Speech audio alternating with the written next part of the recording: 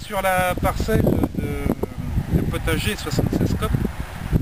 Potager 76 copes, c'est une coopérative qui vient de se mettre en place depuis quelques mois.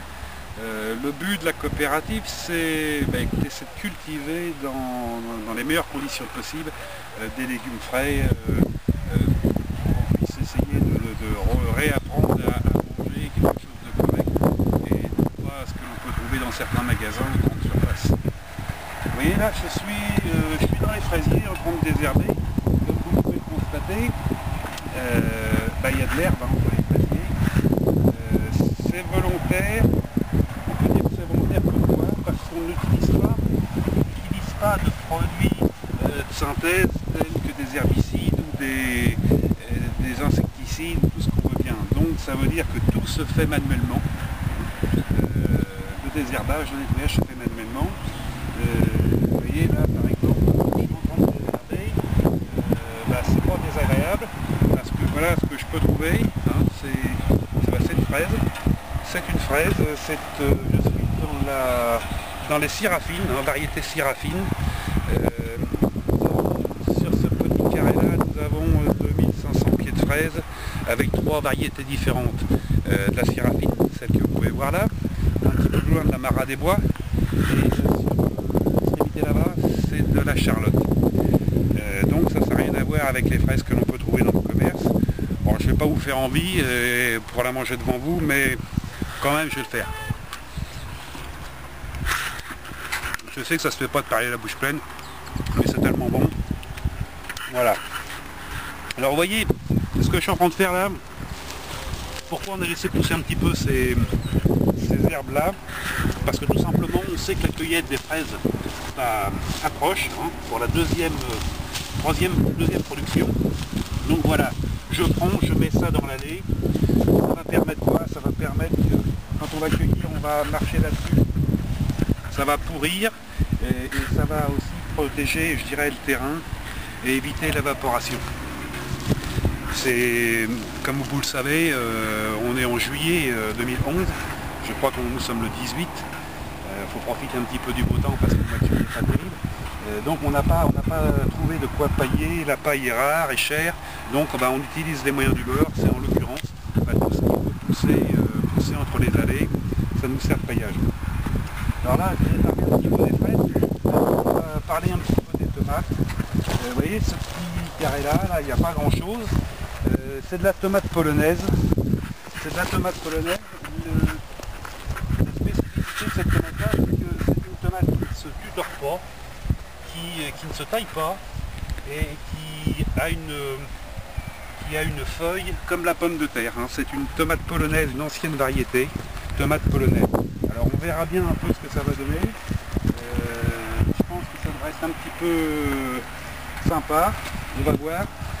Maintenant je vais vous emmener à côté là. Vous voyez là, ce sont des laitues que j'ai désherbées hier. Bon alors, j'enlève pas tout hein, parce que si je dois enlever tout, je m'en sors pas, tout en sachant que je repasserai sûrement d'ici 8-15 jours dans ce carré là pour à nouveau redésherber.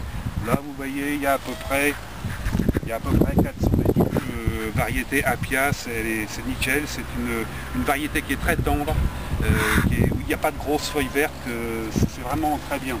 Je vais vous emmener un petit peu plus loin, si mon caméraman me suit, en espérant qu'il n'y ait pas trop de vent, parce qu'on n'est pas équipé comme les FR3, donc on va bien voir si ce que je dis vous le comprenez ou pas.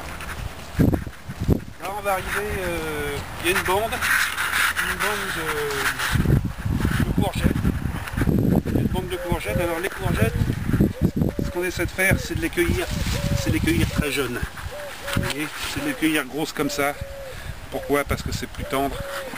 On n'a pas des courgettes qui font 2 kg. Ça peut même se manger cru, en vinaigrette. Et là c'est pareil.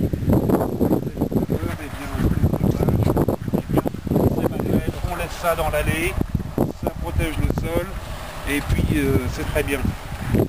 Et alors là, c'est pareil, là, nous avons toute cette bande là, c'est de la noire de Grimée. La noire de Grimée, on n'en trouve pas beaucoup dans le commerce, je dirais même qu'on n'en trouve pas du tout. À côté, on trouver une variété de tomates qui est rigolote.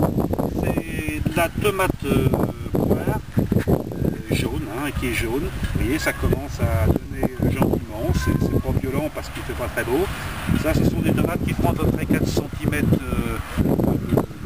de longueur, ça se mange plutôt à l'apéro. Là à côté, vous voyez, on est dans de la cœur de bœuf, il y en a une belle là. Bon, tout ça, ça commence à pousser, il faut ligaturer au fur et à mesure, pincer, hein, pincer quand on arrive au 4e bouquet, il faut retirer les gourmands, on ne le fait pas en ce moment parce que c'est trop humide et il faut faire attention aux maladies. J'espère qu'on le fera en fin de semaine. Là après on va arriver dans de la Saint-Pierre. Là vous avez de la Saint-Pierre, vous avez de la Marmande, vous allez trouver de la petite tomate cerise. En tout nous avons à peu près une dizaine de variétés, toutes variétés anciennes. Nous ne faisons pas d'hybrides par conviction. Hein. Les hybrides, il faut savoir que les hybrides, eh bien, on ne peut pas les ressemer. Donc les semenciers l'ont voulu pour tous les ans revendre de la semence. On utilise de la variété ancienne, Betalux, par exemple. La Betalux, c'est celle de la tomate que je vous ai fait voir tout à l'heure, la tomate polonaise. On va aller un petit peu plus loin. Alors là c'est pareil, hein, il y a toute la partie tomate, hein, tout n'est pas encore attaché. On attend un petit peu avant de tout attacher pour voir s'il n'y a pas une attaque de mildiou, ça sert à rien de passer du temps. Sachez quand même qu'on aura passé à peu près 6 km de raffia, hein, pour attacher tout ça. Alors après on arrive dans les haricots.